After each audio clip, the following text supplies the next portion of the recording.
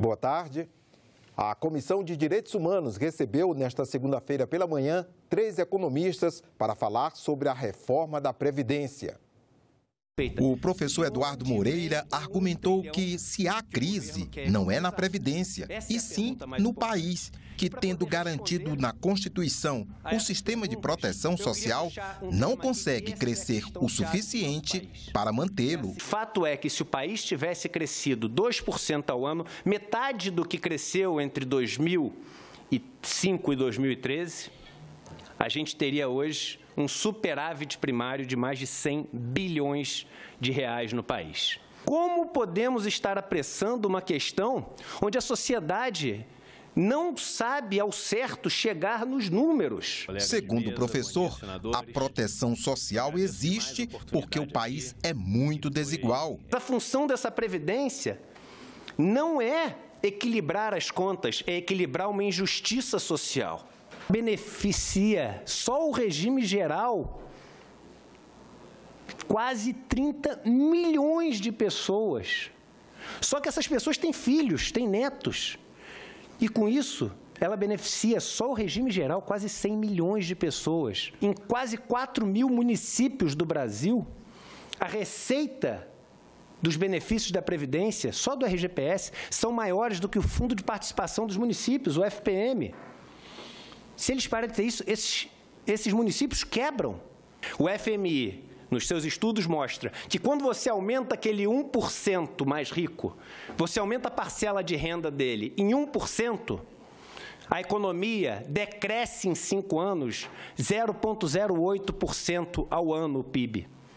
Já se você aumenta os mais pobres do país 1% a renda que eles têm direito do país, você aumenta 0,38% o PIB. Por quê? Porque o dinheiro que vai para o mais rico, ele vira aplicação, ele vira estoque. O dinheiro que vai para o mais pobre, ele vira fluxo, ele vira atividade econômica. Questionado se alguma reforma deve ser feita na Previdência Social, o professor respondeu. Existe, sim, pequenas coisas que a gente pode fazer relativas à Previdência para ir adaptando a Previdência a essa mudança populacional que a gente tem. Mas veja bem, a lógica e esse exemplo que eu dei da Bolívia mostra isso, a lógica um país com tecido social frágil precisa de uma proteção social forte. O que urge nesse país é uma reforma tributária. Falando pelos economistas, Roberto Piscitelli rejeitou a reforma da Previdência do jeito que está. Já o representante do Departamento Intersindical de Estudos Socioeconômicos, DIEESE, vê na motivação para a reforma o desejo de um setor do mercado. Que olha para os circuitos financeiros e para as contas públicas com um grande interesse. Basta dizer que o orçamento da Seguridade Social envolve 800 bilhões de reais por ano. Esta reforma não pode prosperar. É uma questão de justiça social. Jovens que vivem em orfanatos podem ter preferência na seleção para o serviço militar. A ideia está em um projeto de lei que tramita na Comissão de Relações Exteriores e Defesa Nacional. Crianças e jovens que crescem em instituições de acolhimento, normalmente, ao completar 18 anos de idade, ficam sem saber qual vai ser o próximo passo em sua vida. É comum esses jovens terem dificuldades para entrar em uma universidade e até mesmo para achar um emprego, como explica o diretor de um orfanato em Brasília. Parece que ele comete um crime quando ele faz 18 anos. Aí ninguém quer ficar perto, ninguém quer receber e o mercado não absorve porque ele não tem uma qualificação profissional muito adequada para poder participar do sistema produtivo das empresas. Um projeto apresentado pelo Senado propõe que os jovens que cresceram em instituições de acolhimento tenham prioridade na seleção para o serviço militar. A proposta foi apresentada pelo senador Eduardo Girão.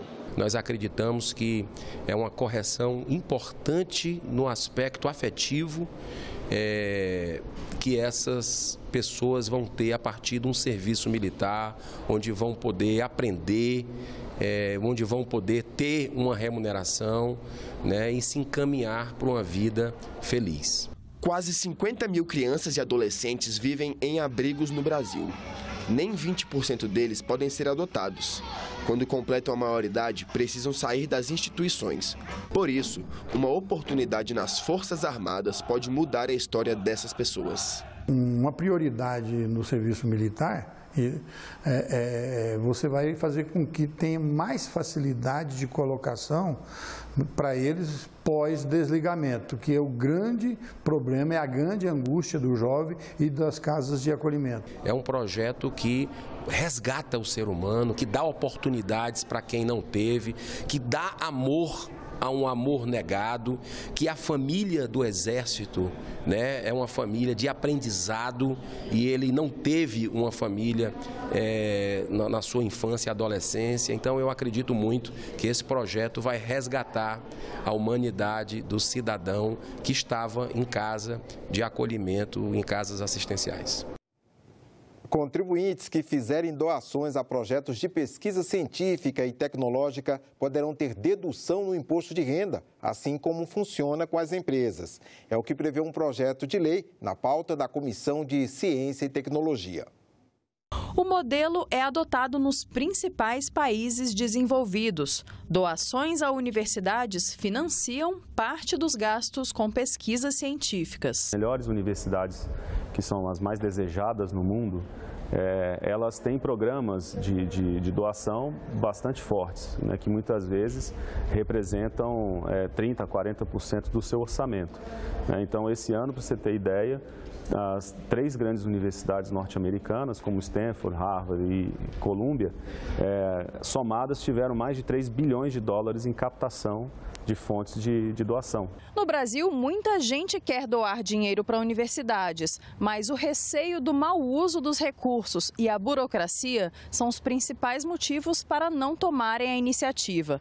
Para incentivar a cultura no país, um projeto de lei em debate no Senado permite deduções de pessoas físicas no imposto de renda para quem fizer esse tipo de doação. Está na Constituição. É dever do Estado promover e incentivar o desenvolvimento científico, a pesquisa e a capacitação tecnológicas, tendo em vista o bem público e o progresso da ciência, tecnologia e inovação.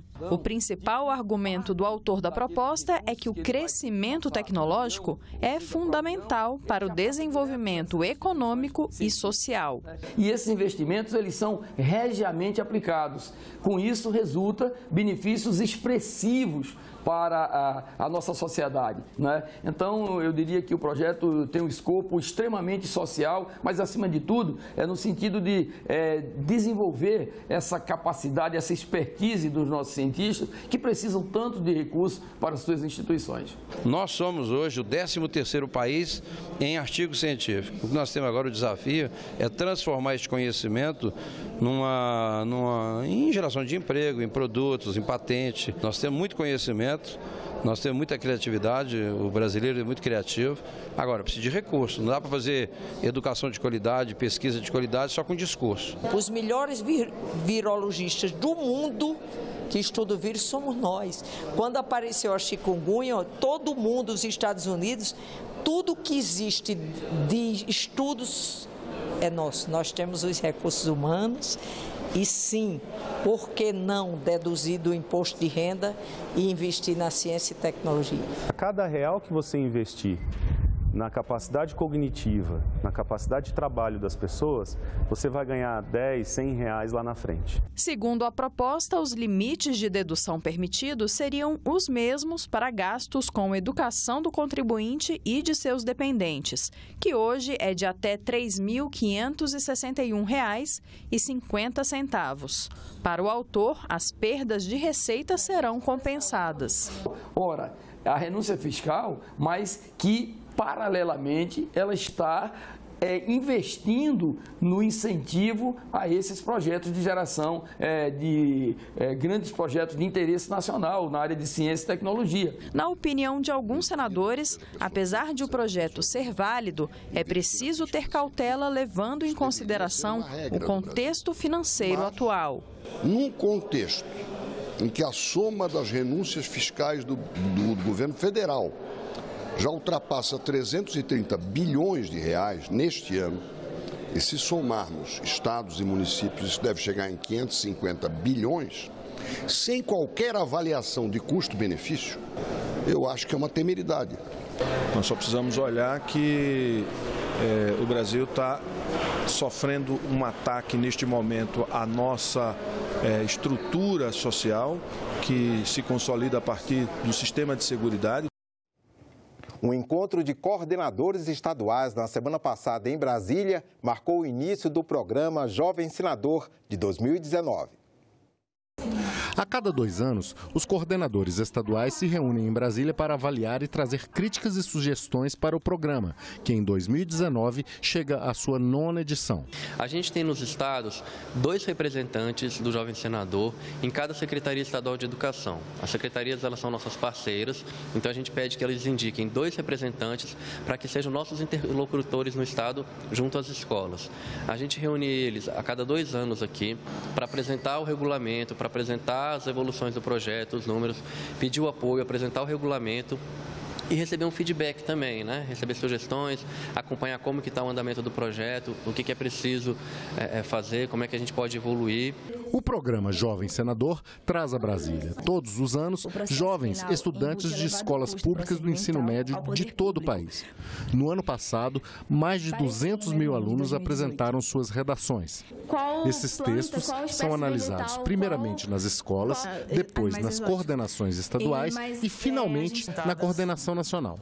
Os vencedores, um de cada estado e também do Distrito Federal, passam a última semana de novembro em Brasília para vivenciar a experiência de ser um jovem senador, podendo apresentar propostas que, se aprovadas pelos senadores, podem até mesmo virar leis. Esse ano a gente começa a enviar os kits para as escolas participarem em meados de abril, então quem for aluno, professor familiar de estudantes de escolas estaduais, públicas de ensino médio, já começar a acompanhar que a partir de abril as escolas começam a receber o material para fazer a inscrição. E aí eles têm até agosto para entregar a redação escrita para concorrer na Secretaria Estadual de Educação. O ensino domiciliar está em crescimento no Brasil, mas a prática não é regulamentada e pode levar, inclusive, a processos criminais contra pais ou responsáveis. No Senado existem 2 propostas sobre o tema e o governo federal prometeu editar uma medida provisória sobre o assunto. Estudar em escolas não é a única opção de ensino.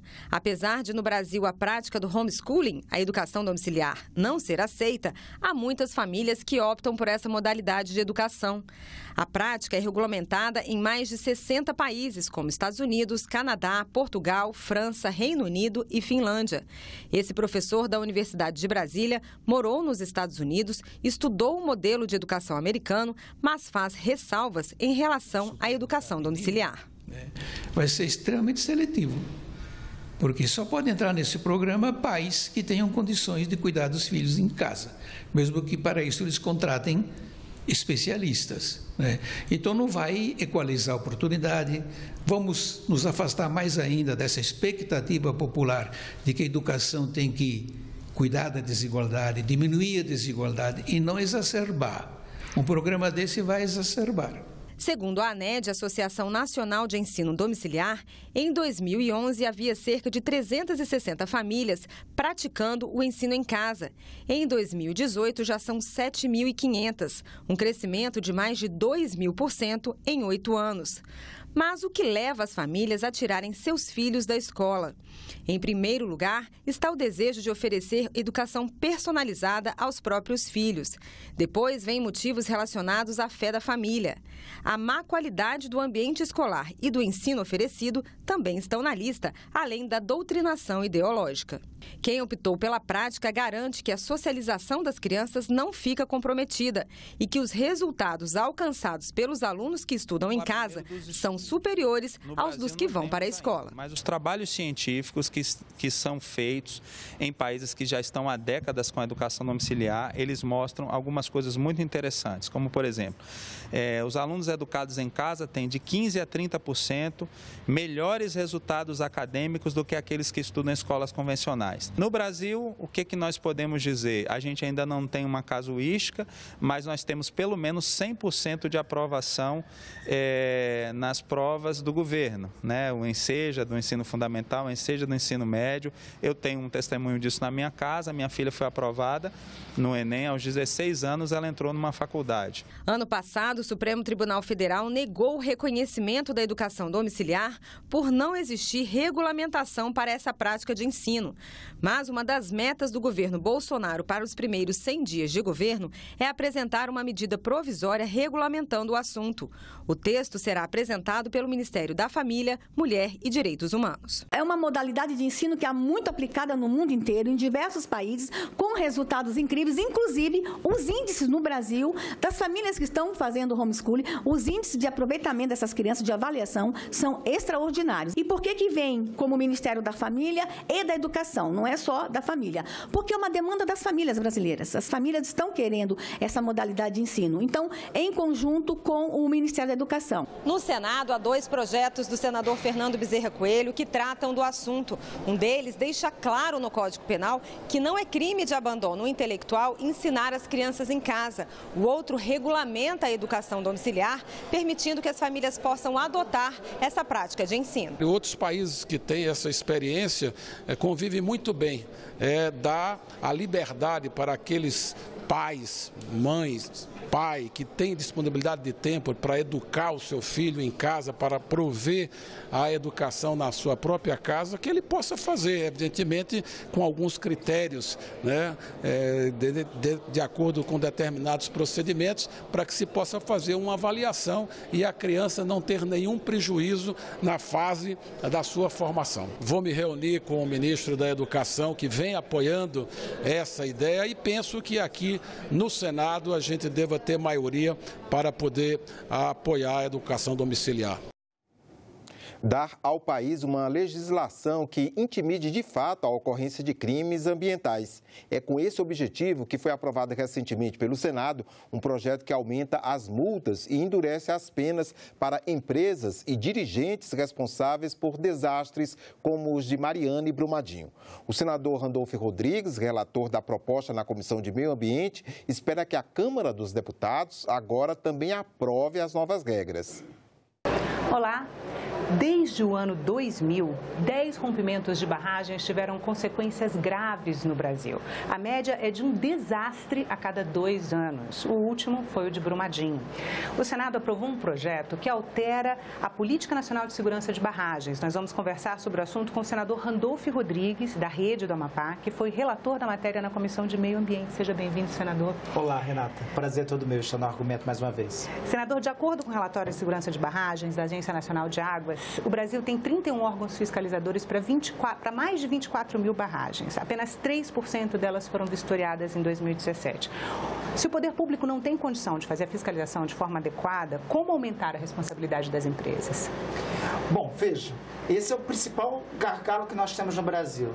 Estivemos há pouco tempo com o presidente da Agência Nacional de Mineração e palavras dele. Ele mesmo relatou para nós que tem 8 técnicos para fazer a vistoria de 769 barragens de rejeito de minérios. O número que você relata é das barragens, de barragens em geral. Barragens para irrigação, barragens para hidrelétrica, barragens... De rejeito de minério temos 769. Ou seja, só para rejeito de minério, mesmo que seja só para rejeito, nós não temos o número de técnicos bastante. Mas como é que ocorre em outros países? O que é que ocorre, por exemplo, nos Estados Unidos? O poder público pode não ter o número de técnicos suficiente, mas a legislação é rígida para aquela empresa que cometer o crime ambiental. Por isso, é isso que impede o cometimento do crime. Então, foi esta a ideia que nós objetivamos quando aprovamos o novo marco regulatório do Plano Nacional de Segurança de Barragens. Atualmente, a legislação não é suficiente para coibir os crimes ambientais, senador? Essa é uma legislação recente. Pois é, deixa eu lhe dizer uma coisa.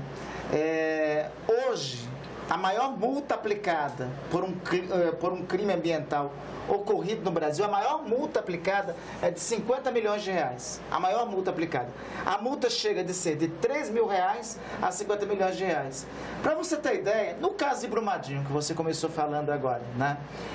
As informações dão conta que a Vale, uma semana antes do crime cometido, uma semana antes, omitiu dados sobre a segurança de barragens à Agência Nacional de Mineração. Por essa omissão de dados, sabe qual é a pena da Vale? Uma multa de 3 mil reais. Era essa a pena da Vale. No novo marco regulatório, isso vai ser diferente. Para esta mesma omissão, a multa vai passar a ser 10 bilhões de reais. 10 bilhões. Bilhões, não é meio termo, eu não errei o número, não. É isso mesmo que vocês estão ouvindo. 10 bilhões de reais. Nós ampliamos a maior multa aplicada hoje no Brasil, é de 50 milhões, ampliamos para 10 bilhões de reais. Isso é uma das mudanças que nós estamos trazendo no novo marco regulatório. Outra novidade que estamos trazendo é o seguinte: hoje, a maior pena a ser aplicada por alguém que der causa a crime ambiental com resultado morte, ou seja, que matar pessoas em decorrência do crime ambiental, é uma pena de regime de semi-reclusão, que vai no máximo até 6... Semi-aberto. Semi-aberto. Vai no máximo até 6 a 8 anos. Pois bem, nós introduzimos um dispositivo no novo marco regulatório, estabelecendo que aquele que responde por crime ambiental com resultado morte, ou seja, que der causa à morte de pessoas, como é o caso de Brumadinho, como foi o caso de Brumadinho, como foi o caso de Mariana, responderá como homicídio qualificado. Responderá como crime hediondo, como homicídio qualificado. Isso, pelo menos, triplica a possibilidade da pena. Nós estamos partindo do seguinte pressuposto: nós temos que agravar as penas para inibir, intimidar que o crime venha a ser cometido. Senador, após o desastre de Mariana, o Senado criou uma comissão especial que se dedicou ao tema. O presidente foi o senador Antônio Anastasia, o relator foi o senador Ricardo Ferraz. O desastre havia sido em Minas Gerais, a empresa responsável, a Samarco, era no Espírito Santo, e o relatório continha recomendações que não foram adotadas, o Congresso não tratou isso. E depois ainda teve a Comissão de Desenvolvimento Regional, sim, que apresentou como política pública avaliada a Política Nacional de Segurança de Barragens, e também com várias recomendações. Esses projetos não andaram no Congresso Nacional. Então, por que o senhor avalia que... Como resultado da comissão especial que você citou, resultou o projeto de iniciativa do senador Ricardo Ferraz. É este projeto... Que alterava a Política Nacional de Segurança de Barragens. A Política Nacional de Segurança de Barragens. Uhum. Foi a partir desse projeto que nós relatamos uma proposta advinda também da senadora Leila, uhum, da senadora Leila. Nós incorporamos o texto do senador Ferraz, o texto da senadora Leila, com mais algumas emendas que trouxe na Comissão de Meio Ambiente e outras emendas do senador Anastasia.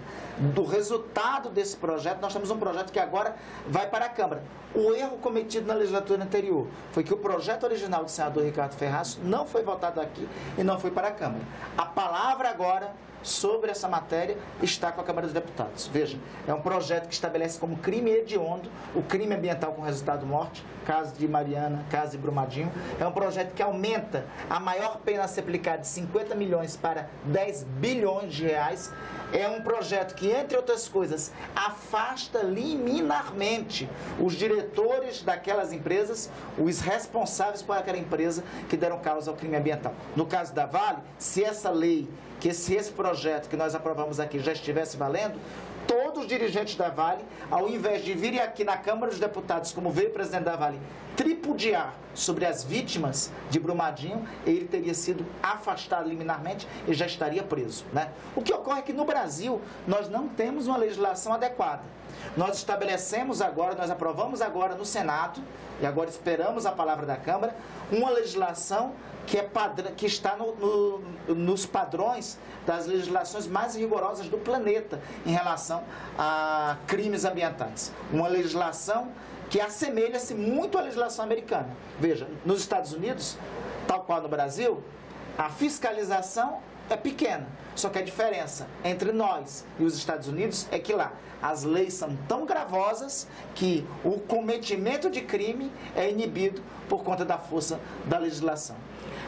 A Vale, responsável pelas barragens que se romperam em Mariana e Brumadinho, é o segundo maior empreendedor do país, né? São 175 barragens, perde apenas para o DENOX, que é o Departamento Nacional de Obras contra a Seca. E hoje a sociedade não tem nenhuma garantia que tanto a Vale como os outros empreendedores de barragens trate adequadamente o risco de ruptura de uma barragem. O senhor acredita que esse projeto, uma vez aprovado, convertido em lei, ele vai realmente... Sim, porque aí, a partir daí, nós teremos um instrumento de intimidação. Quem der causa, quem der risco a um crime do tipo de Brumadinho, do tipo de Mariana, quem não assumir a responsabilidade, por exemplo, no meu estado do Amapá, existe a barragem de Pedra Branca do Amapari, que foi abandonada pela maior mineradora do planeta, a Anglo American. Quem negligenciar em relação a isso, os dirigentes da empresa no Brasil, mesmo que seja uma empresa estrangeira, correm o risco de ir liminarmente para a prisão. A empresa tem que pagar uma multa de 10 bilhões de reais. Para você ter ideia, no caso da Vale, 10 bilhões de reais de multa é 10% de todo o patrimônio da Vale no mundo.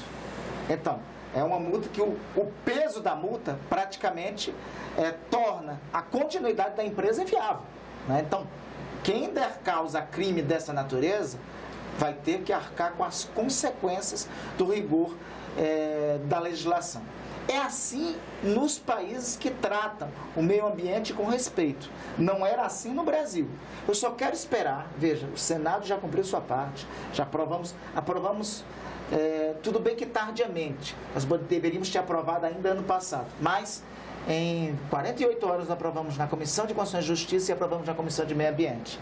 Agora a palavra está com a Câmara dos Deputados. A Câmara dos Deputados não pode negligenciar a apreciação dessa matéria.